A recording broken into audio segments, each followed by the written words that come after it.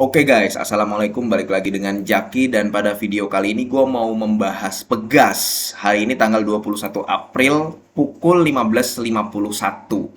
Pegas saat ini ada di harga 1.350 per lembar dan gua 5 bulan yang lalu guys ya, waktu rilis kuartal 3 2023, gua di sini harga Pegas masih 1000 di angka 1.200 dan gue buat video bahwa gue mulai mencicil Pegas di harga 1.255.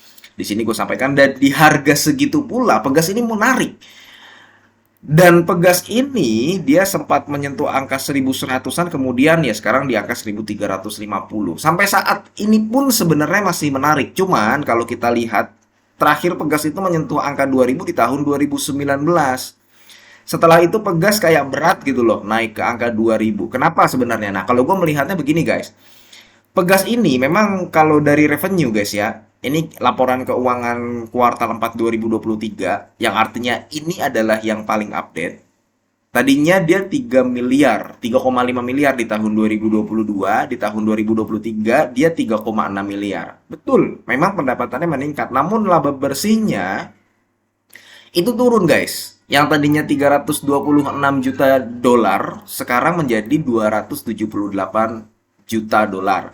Itu yang pertama ya guys ya, nih Pegas nih. Kenapa sahamnya justru malah turun padahal pendapatannya meningkat? Ya memang laba bersihnya turun kalau secara year on year dibanding tahun 2022 ya. Nih dibanding 2022. Nah, kalau gue melihatnya yang pertama ini guys. Kemudian yang kedua guys, gini. Pegas ini punya beberapa segmen. Nih, segmen operasinya dia itu ada niaga dan transmisi gas, eksplorasi produksi minyak dan gas, dan operasi lainnya.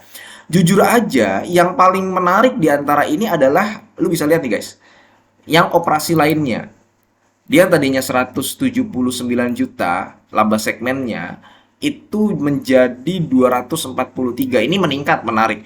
Cuman, ya, di bagian eksplorasinya dan niaga serta niaga dan transmisi, laba segmennya tadinya 328 juta US dollar pada tahun 2022.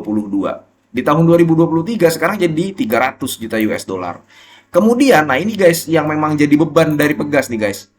Eksplorasi dan produksi minyak dan gas yang tadinya laba segmennya 158 ya, sekarang menjadi 70. Wah, turunnya 50% guys ya. 50% bukan nih? Iya, 50% ya. Kira-kira 50% nih. Nah, jadi itu pula. Jadi ada dua segmen Pegas yang justru kinerjanya menurun. Tiga, ya guys. Yang ketiga, jadi si Pegas ini termasuk perusahaan yang memiliki hutang besar. Lu kalau ngelihat DER-nya besar. Walaupun sebenarnya dia punya kas yang cukup melimpah. Di sini kasnya Pegas itu ada nih guys, 1,2 miliar US dollar.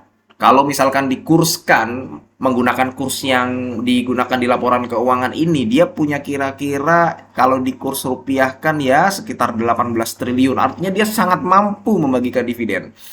Cuman ya guys, nah ini ada yang bisa lu lihat guys. Nah ini guys. Jadi perlu berhati-hati dengan hutang obligasinya Pegas. Jadi lu lihat guys ya, total liabilitasnya yang tadinya ada di angka 3 miliar, sekarang udah 3,7 miliar, sekarang udah di angka 3,0 miliar. Nah, tadinya tidak ada nih guys, yang di tahun 2022, sekarang ada nih di 552,633. Karena memang Pegas ini ya, Pegas memiliki hutang obligasi jatuh tempo pada Mei 2024 yang nilainya segini guys. Kira-kira segini nih guys. 552. 552 nantinya memang tidak akan masuk ke sini nih. Dia tidak akan masuk ke laporan laba rugi. Dia nggak akan mengurangi EPS, dia nggak akan mengurangi laba bersih. Cuma nanti dia masuknya di sini guys, di arus kas. Nih, di arus kas ini nanti ada tuh pembayaran dan pelunasan obligasi yang akhirnya nanti di sini kas dan setara kas ya. Dia mengurangi kasnya Pegas. Apalagi lu kalau baca berita guys, guys, nih ada Pegas siap lunasi obligasi dengan dana internal. Nah, ini guys.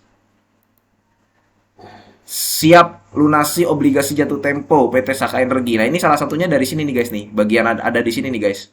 Yang akan jatuh tempo di Mei 2024. Nah, kalau misalkan memang dia menggunakan kas internal, ya otomatis ininya akan berkurang. Otomatis bisa jadi ya guys ya, tapi belum tentu. Bisa jadi akan mempengaruhi kebijakan dividen nanti di tahun 2023 dari tutup buku tahun 2023. Karena dia harus membayar ini guys, ini kan membayarnya pakai uang.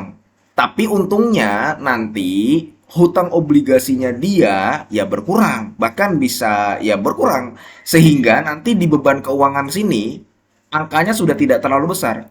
Beban keuangannya Pegas di tahun 2020 dan 2021 guys, waktu yang hutang obligasinya salah satunya hutang obligasinya masih masuk di hutang jangka panjang. Ini kan sudah masuk ke jangka pendek nih, lu perhatikan ya.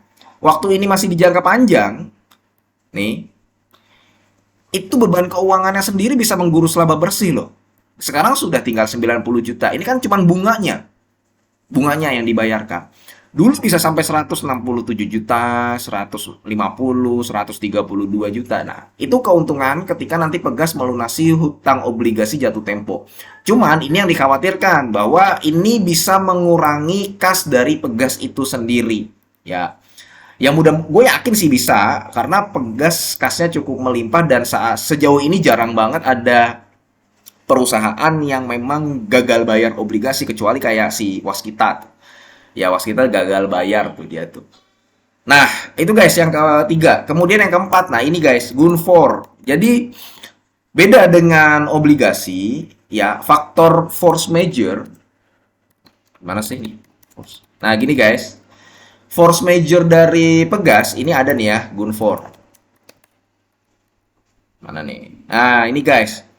Jadi ada beberapa informasi bahwa Pegas mengalami force major, ya kan? Dan ini harus dibukukan di dalam laporan keuangan. Laporan keuangannya di sini. Dan akhirnya dicatatkan di sini kan. Dan pada posisi laporan keuangan konsolidasian pertanggal 31 Desember 2023 sebesar 68. Nah, ini nih, 68 juta US dollar. 68 juta US dollar ini sudah tercatat, guys. Sudah tercatat di liabilitas jangka panjang nih, guys. Mana nih? Liabilitas jangka panjang nih di sini. Dia sudah dicatat di sini. Artinya suatu saat ini akan dikeluarkan. Ya, guys ya. Artinya suatu saat ini akan dikeluarkan dan memang ya di laporan laporan laba rugi ini yang nantinya akan mempengaruhi EPS dan laba bersih. Di sini sudah ada nih provisi atas kontrak LNG yang memberatkan dan ini dia Pegas ini di tahun 2023 sudah mengeluarkan 11 juta US dollar. Gua nggak tahu ya guys, apakah nanti di tahun 2024 di kuartal 1, kuartal 2, kuartal 3 atau seterusnya akan muncul angka 68 juta itu atau tidak. Kalau tidak bagus, tapi kalau muncul yang ngeri-ngeri sedap guys. Akhirnya nanti bisa berimbas, harusnya ya guys ya, harusnya bisa berimbas ke EPS. Nah, tapi terlepas dari kekurangan-kekurangan ini kan kekurangan ya guys. Pegas berpotensi membagikan dividen yield ya di atas 7%. Nah, sudah dia berpotensi membagikan dividen yield di atas 7%, PER dan PBV-nya masih rendah. Coba lu lihat PER-nya Pegas berapa? PER-nya Pegas itu di bawah 10 kalau gua nggak salah, guys. Karena dia IPS-nya 200 tapi harga sahamnya 1.300 nih. Pegas ya guys ya. Pegas itu PER-nya ada di angka 7. Tuh. PBV-nya masih 0,79. Ini rendah guys untuk ukuran blue chip ya guys ya. PBV 0,7 itu termasuk rendah. Jadi kesimpulannya tergantung dari bagaimana profil risiko lu masing-masing. Kalau misalkan lu merasa bahwa 7% dividen yield ini cukup dan merasa bahwa Pegas masih bisa naik pendapatan serta laba segmennya, maka lu bisa coba ambil Pegas perlahan-lahan. Karena di harga 1.300 ini sebenarnya masih murah. Kalau kita melihat di prospek jangka panjang. Dan Pegas ini termasuk perusahaan yang rutin membagikan dividen.